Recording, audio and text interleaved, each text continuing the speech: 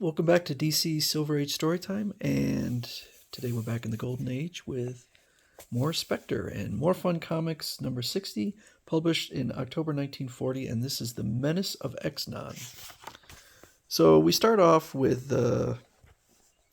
some police talking about this train, the Black Chief Limited, which apparently is loaded with gold that is to be taken to Kentucky, so presumably Fort Knox, but they never mention Fort Knox.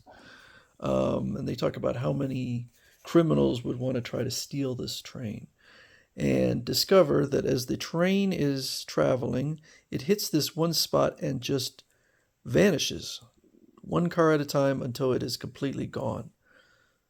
It's witchcraft. Gone. It's fantastic. Suddenly the Spectre appears.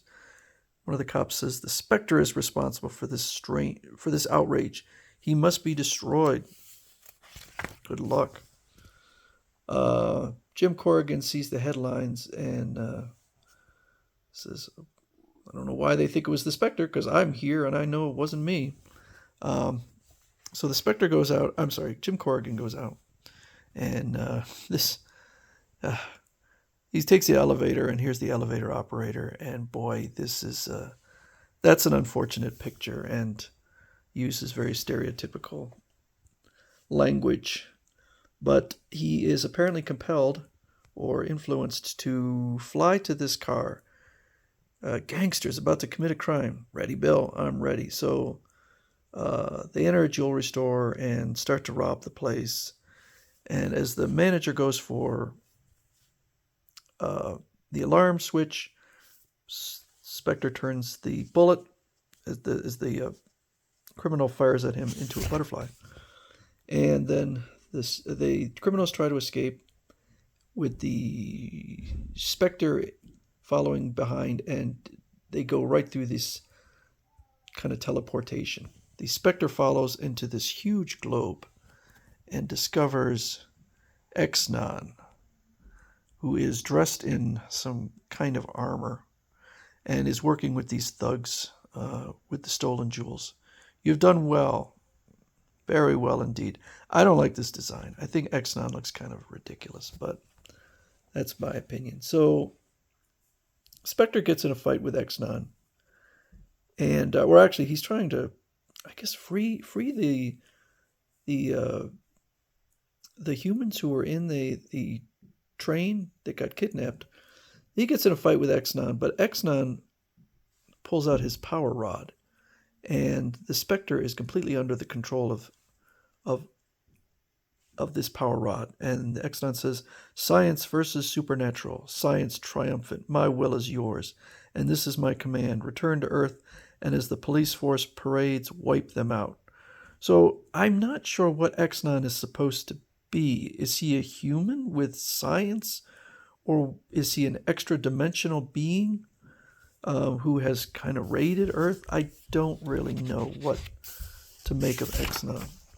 So Spectre, under the influence of the power rod, goes back to Earth and is going to attack the police, even though he doesn't want to, when all of a sudden, and I like this picture. That's a pretty cool picture. At the last instant, the Spectre's figure suddenly explodes in a terrific burst of brilliance. And then he is once again pulled by, I guess, the voice back to whatever realm that he's taken to. "Jim Corrigan, the Spectre, we have summoned you for an accounting of your activities upon the Earth. I have this to report. I have prevented many crimes and punished the perpetrators of others." Excellent. Well, I mean, he's supposed to end all crime on Earth, or all evil, and he's really doing like one petty crime at a time in one city. So anyway, but now I face a foe who, armed with black science, threatens to enslave me and make the people of the Earth his vassals. Can you help me? Can you? Well, you're the Spectre. I mean, okay. Jim Corrigan, yes. "You now have the ring of life and of death.